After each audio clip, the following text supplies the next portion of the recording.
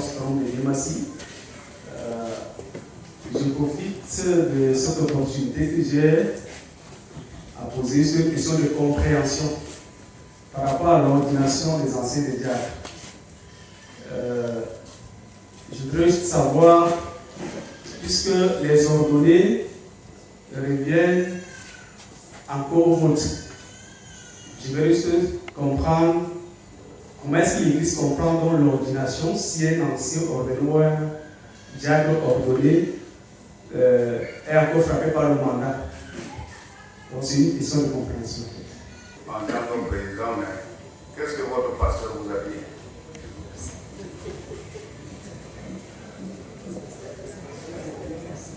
Vous savez, je n'ai pas donné la question, la parole au pasteur de Limassy. J'ai dit seulement, qu'est-ce que votre pasteur vous a instruit? Au lieu de dire, mais vous a instruit. Bon, que signifie être ordonné? C'est d'abord la chose qu'il faut définir.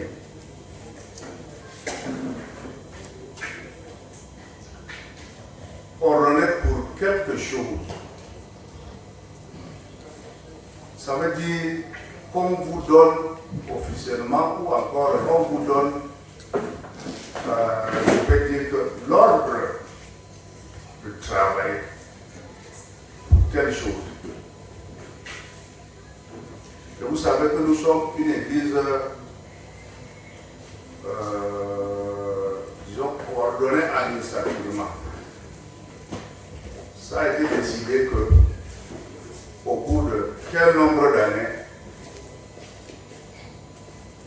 on peut, n'est-ce pas, procéder par, je ne peux pas dire pour ça, remplacer d'autres pour le même travail. On n'est pas ordonné à vie. Et si nous travaillons bien, on peut être là. C'est juste question de donner aussi la chance aux autres de travailler. Nous sommes sur un champ du Seigneur, c'est ça, ce n'est que ça.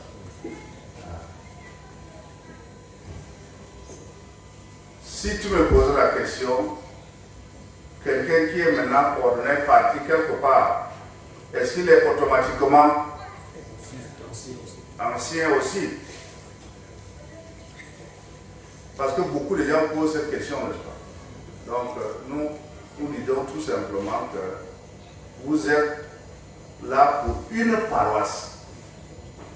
C'est pour une paroisse. Lorsque vous vous déplacez, vous allez ailleurs, vous n'êtes plus dans cette même paroisse qui vous a donné ce travail. Bon, ben, cette nouvelle paroisse peut décider librement que, bon, nous faisons de lui un ancien, mais il ne sera plus ordonné parce que l'ordination qu'il a reçue ne sera pas deux fois. Vous comprenez? Voilà.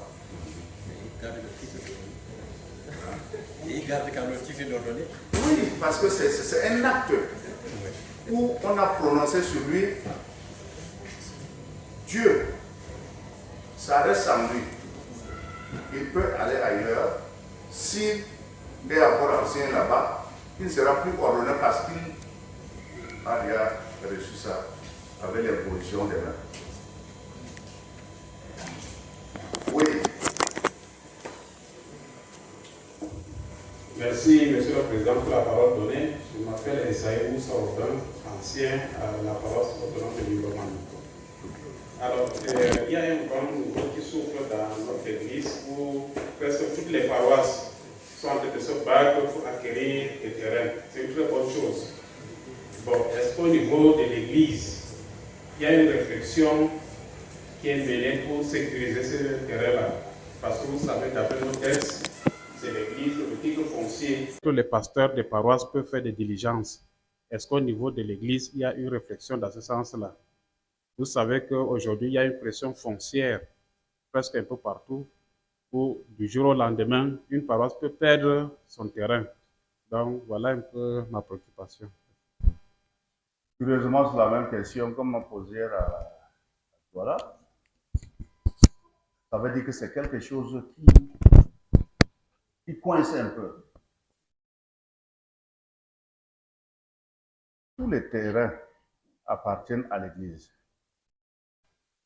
C'est pour cela qu'il est dit que le pasteur qui est sur le terrain, qui représente l'Église, doit prendre une procuration au niveau de l'Église et agir au nom de l'Église sur l'obtention, n'est-ce pas, de ce titre foncier-là. J'ai dit hier que nous avons longtemps chanté dans nos assemblées depuis, titrons, n'est-ce pas, nos terrains, voilà ceci, on a... Nous, c'est l'ignorance ou c'est la maladie, entre les deux quand même, ou c'est les deux à la fois, ça caractérise pas l'Église. Depuis le début, nos terrains ont été arrachés. Nous sommes là en train de regarder, arrachés, parce qu'on va vous dire où sont les papiers.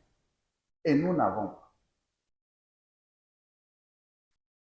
Tel ancien avait donné ce terrain-là à l'Église, sans papier. Nous avons évolué sur la confiance.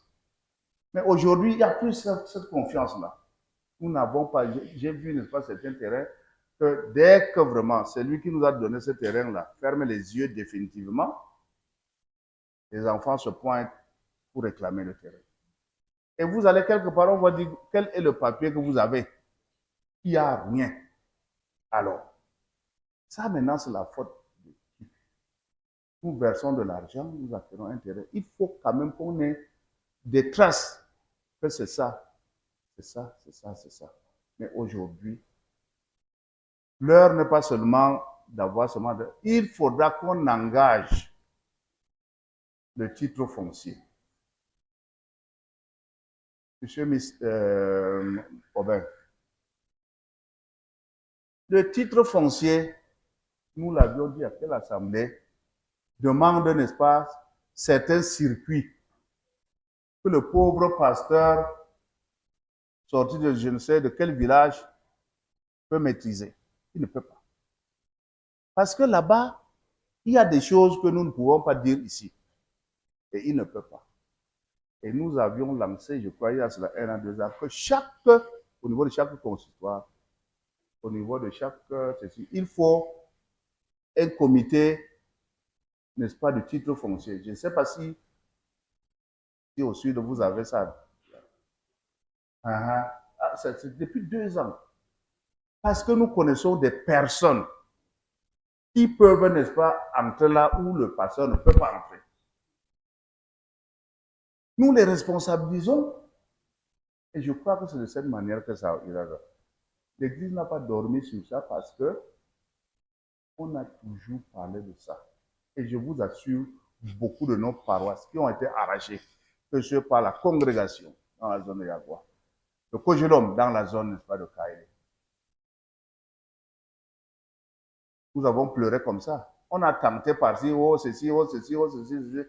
Ce n'est pas aujourd'hui parce qu'on est église qu'on ne doit pas se conformer à la loi. Donc voilà ce que je peux vraiment vous répondre. Et c'est de la même manière que j'ai répondu à ce frère qui m'a posé pratiquement la même question. Ça veut dire que c'est quelque chose, pasteur, vous savez que on vous regarde aussi. Mais vous devez agir. Puisque c'est vous à qui on remet, n'est-ce pas, la procuration. Si vous voulez qu'on mette également le nom d'une autre personne influente qui peut, n'est-ce pas, travailler au nom de l'Église, c'est vous deux qui êtes sur cette liste-là. Donc voilà ce que je peux vous dire. Merci, Monsieur le Président, pour la parole donnée. Moi, c'est Moussa Aubin du district de Pertois, dans le conseil de Pertois. Je voudrais, Monsieur le Président, si vous le permettez, de savoir sur la mission urbaine. Nous sommes dans un champ de mission où il y a beaucoup de travail. Les communautés s'imposent à nous pour dire que Nous sommes une communauté, venez nous encadrer. Pendant qu'on n'a pas encore fini avec cela, nous partons, nous creusons. Et avant, nous comptons sur l'appui de la mission. Et aujourd'hui, la mission, excusez le terme, est en stand-by. Est-ce que le président pourrait nous en dire quelque chose sur la mission? Merci. Entendu avec les gens de Douala, c'est la même question encore qui a été posée. Et j'ai répondu de cette manière. D'abord, merci pour le travail que vous abattez sur le terrain. Le Sud en général est en mission. En général, ce n'est pas seulement vers toi, mais c'est l'ensemble. Vous savez, nous sommes en train aujourd'hui de voir la réalité des partenaires. Que ce soit les relations entre État et État, entre Église et partenaires missionnaires, ainsi de suite, ainsi de suite, ainsi de suite. Depuis 2023, nous avons dit, si vous vous référez à nos rapports, parce que ils nous ont averti qu'en fin 2023, la mission urbaine, n'est-ce pas, jusque-là, prendra fin en fin 2023 et nous avons la possibilité, n'est-ce pas, de recommencer à négocier une autre phase. Ce qui a touché nos partenaires danois, c'est que ils ont soutenu l'Église pendant 20 ans.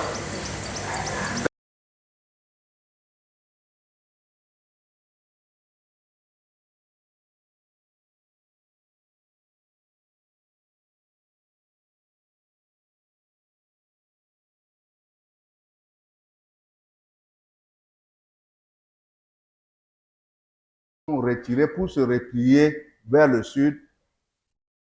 Il y a eu des démissions des évangélistes parce qu'ils n'ont pas su, n'est-ce pas, prévoir ce qui peut advenir. Parce que les soutiens extérieurs ne sont pas éternels. Ils ne sont pas éternels. C'est remonté à leurs oreilles. Et les Blancs, vous savez, sont très malins. Tu penses que tu es en train de cacher quelque chose, ils connaissent déjà. Ils connaissent. Ça les a fait très mal. De telle manière que maintenant, ils ont dit,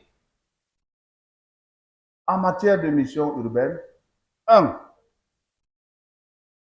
ils ne vont plus, pour eux, c'est la partie sud qui va les intéresser. Et dans la partie sud, c'est là où ils ont supporté pendant encore plusieurs années, il y en a ici. Ils ne vont plus rentrer là-bas.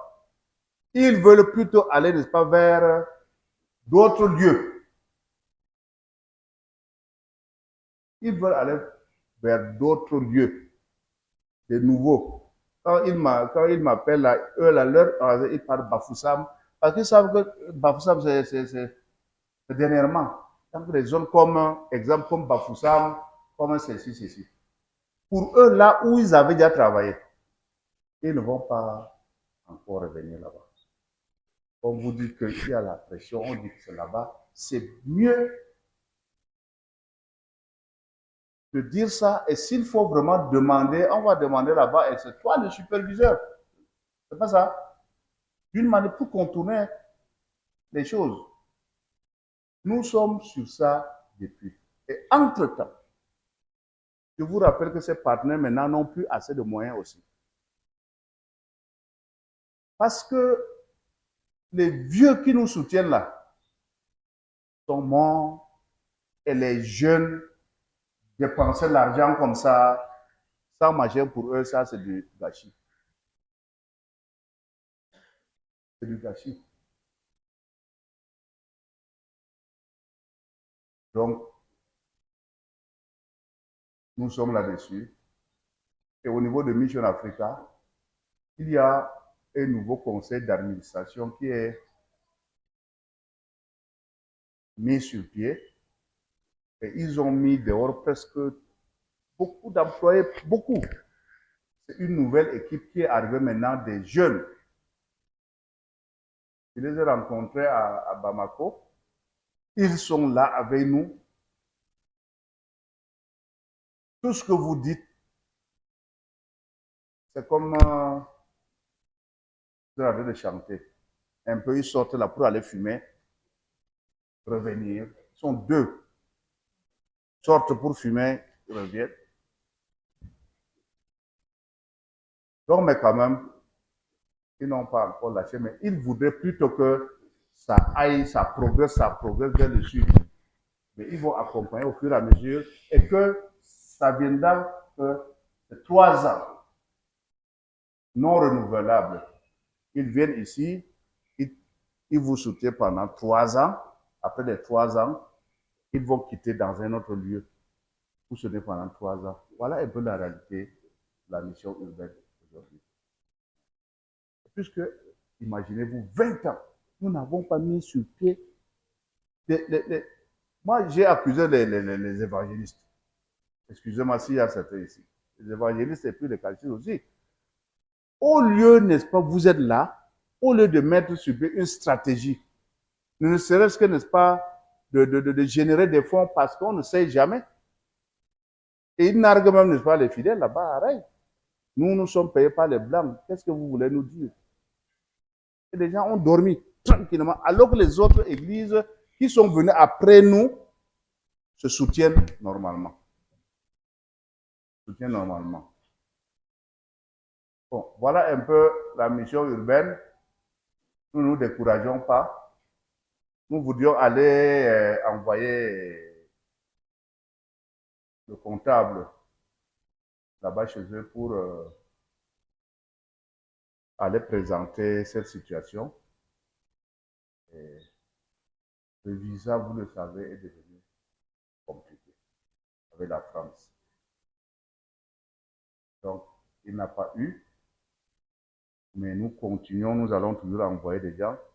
Mais ils m'ont programmé plutôt en fin d'année. Parce que ce sont des programmations. Pour le moment, voilà la situation. Ils ne nous ont pas abandonnés. C'est un travail méthodique.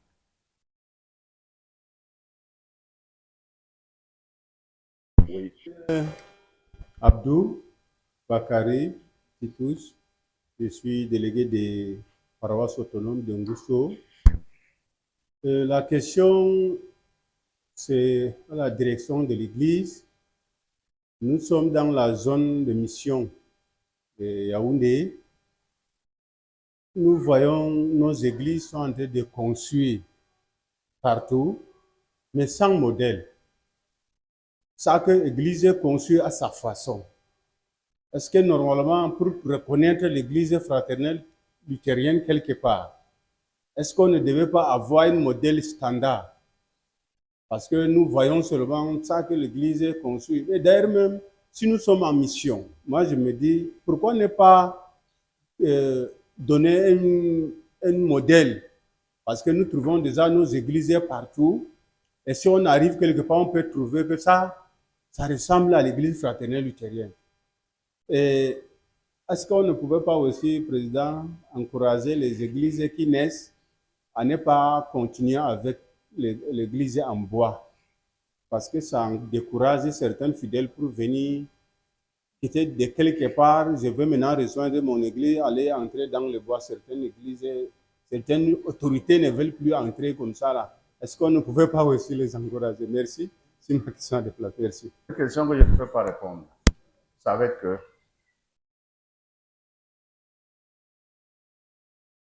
Dieu n'a pas besoin d'une forme. Puisque dans toute l'Église, on n'en a jamais parlé. On a seulement déploré les baraques où les ânes, n'est-ce pas, vous sortez, les ânes viennent vous remplacer avec la tête dehors, de rendre ça quand même, n'est-ce pas, un bâtiment solide. Et je vous assure qu'aujourd'hui, que ce soit dans la République, que ce soit n'importe où, les fidèles se battent pour offrir à l'Éternel, n'est-ce pas, un bâtiment acceptable. Même dans les coins, n'est-ce pas, du pays. Ce que je déplore, moi, ce sont les plaques indicatives qui manquent. Les plaques indicatives. Vous allez voir dans toutes les églises, ces églises n'ont pas la même forme. Même l'église catholique n'a pas la même forme. Donc, cherchez à ce que vous soyez lisible avec des plaques. Avec des plaques.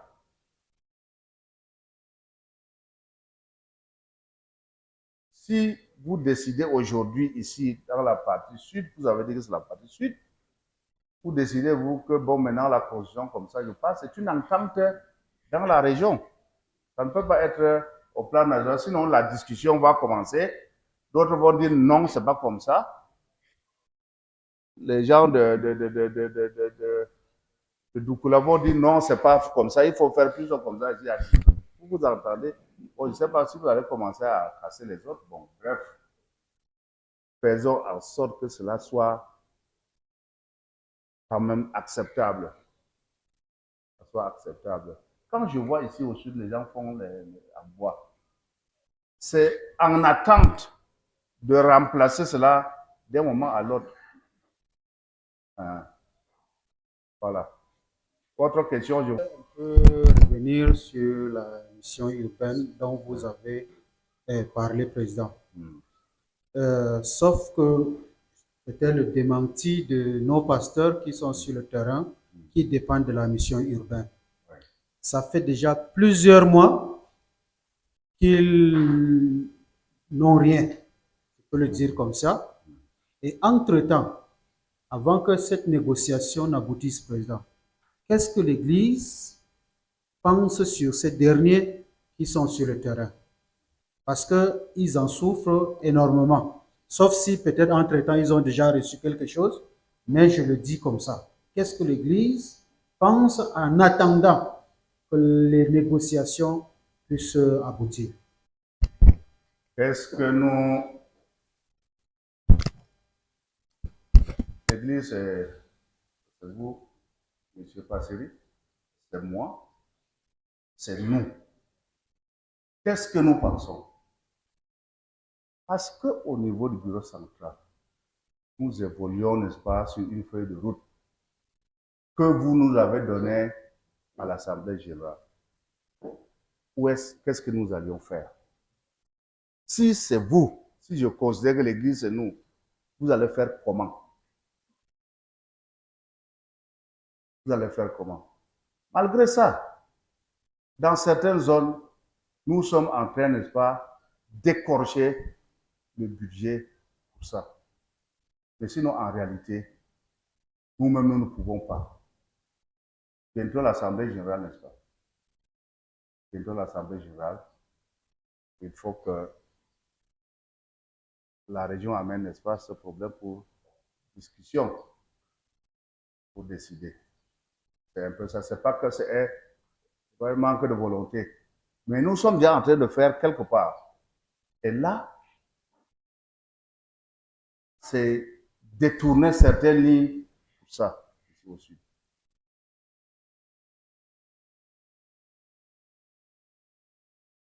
Voilà. Bonjour à tous. Bonjour. Ma question, c'est une question de compréhension, pasteur. Oui, il a été décidé à l'Église que les femmes devraient déjà lire à la paroisse. Dans chaque paroisse, les femmes pouvaient lire devant. Faire la lecture biblique, pas prêcher. Bon, dans certaines paroisses, ça se passe. Ici dans le Grand Sud, je ne sais pas pour le Grand Nord. Bon, il est chez nous, je veux dire chez nous en Côte, Je suis de la paroisse autonome de Nkote. Et le pasteur a eu à nous apporter la nouvelle, il a prêché, il a expliqué, il a fait des enseignements dessus pour préparer tout le monde à ça. Et quand on a donc commencé, il y a eu des soulèvements par un poignet de personnes de l'Église. Alors, on a eu à arrêter pour une première fois. Après quelques années, le pasteur a encore refait des enseignements et il a relancé encore cela. Et ça a toujours fait des soulèvements. Et pour l'instant, c'est encore arrêté. Et je ne sais pas, est-ce que ça va continuer comme ça? Est-ce que nous, les femmes d'un côté, nous n'allons jamais dire nous envoyons aussi nos filles à l'école. Est-ce que nos filles, nous allons seulement voir les autres femmes évoluer et nous, les femmes de côté, nous allons rester là comme ça? Je ne sais pas. Je voudrais avoir vraiment... C'est dans vos communautés. Non, Côté a déjà fait son travail. Maintenant, c'est vous maintenant. Qu'est-ce que vous autres vous dites? Mincréo, qu'est-ce que tu dis? Tu n'as rien à dire, tu restes. C'est vrai, le sujet, nous l'avons encore une fois beaucoup discuté à notre retraite. Nous avons invité simplement le pasteur à réexpliquer la vision, à faire comprendre le sens, les raisons pour lesquelles la femme chrétienne aujourd'hui peut faire quelque chose dans l'Église. La place de la femme dans l'Église, nous avons encouragé tous les pasteurs, parce que c'est à notre retraite que le sujet a été rediscuté. Les pasteurs doivent redoubler d'espoir en expliquant et aller aussi doucement, sans blesser les gens, jusqu'à atteindre l'objectif visé. Et chez moi, dès mes premiers pas dans le ministère, à Gabon, comme à Bertha aujourd'hui, j'ai eu cette grâce pour ne pas rencontrer cette difficulté. Mais le cas dont elle parle, nous avons discuté de ça à notre retraite de pasteur, réexpliquer, aller doucement jusqu'à convaincre tout le monde, afin que nous marchions même pas. Merci. Merci, je pense que c'est déjà ça le résumé, madame. Vous savez, c'est question aussi de mentalité. C'est question de mentalité. Il y a quoi d'étrange dans ça?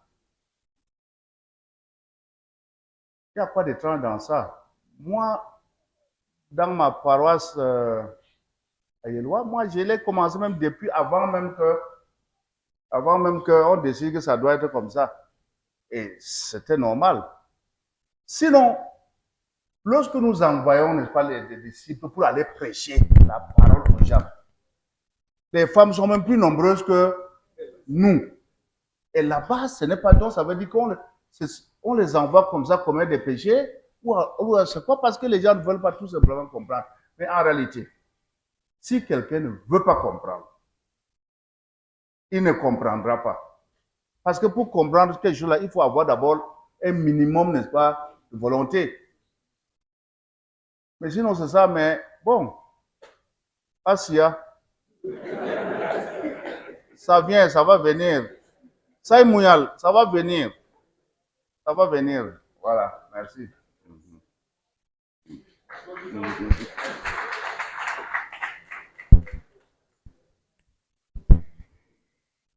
Alors,